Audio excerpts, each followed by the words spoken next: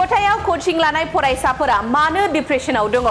रोजा रोजा फरायसाफोरनि सायाव बिजिरसंनाया सोमोनांथाव। खथानि गभर्नमेंट मेडिकल कलेजनि फरायसा डॉक्टर खुशी गुप्ताया 300 फरायसाफोरनि सायाव मोनसे फरायसंदोंमोन। बे फरायसंनायाव मिथिनो मोन्दों दि कोचिंनि फरायसाफोरनाव कोचिं लायै फरायसाफोरनिख्रुइ बांसिन गोजौ थाखोनि नारसिननाय, जिंगासिनाय आरो गोसो बायनाय थायो।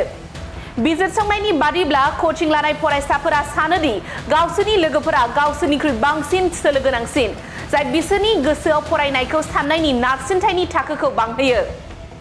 सोलोंथाइनि नोगोर खथायाव कोचिं लायै फरायसाफोरनिख्रुइ कोचिंनि फरायसाफोरनि गेजेराव नारसिनथायनि थाखोखौ गोजौसिन मोननाय जादों।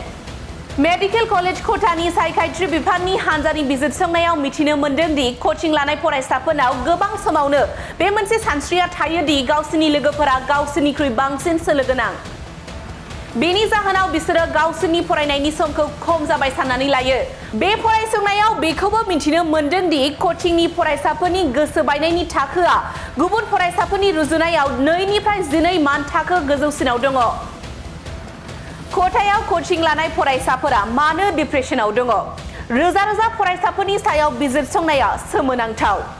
खथानि गभर्नमेंट मेडिकल कलेजनि फरायसा डॉक्टर खुशी गुप्ताया 300 फरायसाफोरनि सायाव मोनसे फरायसंदोंमोन।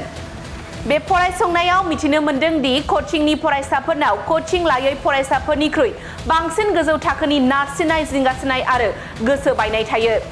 बिजिरसंनायनि बादिब्ला कोचिं लानाय फरायसाफोरा सानोदि गावसोरनि लोगोफोरा गावसोरनिख्रुइ बांसिन सोलो गोनांसिन, जाय बिसोरनि गोसोआव फरायनायखौ साननायनि नारसिनथायनि थाखोखौ बांहोयो।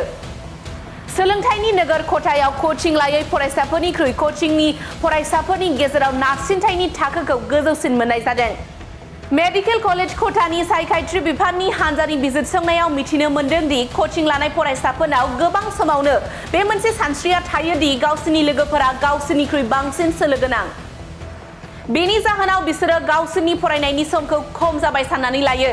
बे फरायसंनायाव बेखौबो मिथिनो मोन्दों दि कोचिंनि फरायसाफोरनि गोसो बायनायनि थाखोआ गुबुन फरायसाफोरनि रुजुनायाव 2 निफ्राय 12 मानथाखो गोजौसिनाव दङ।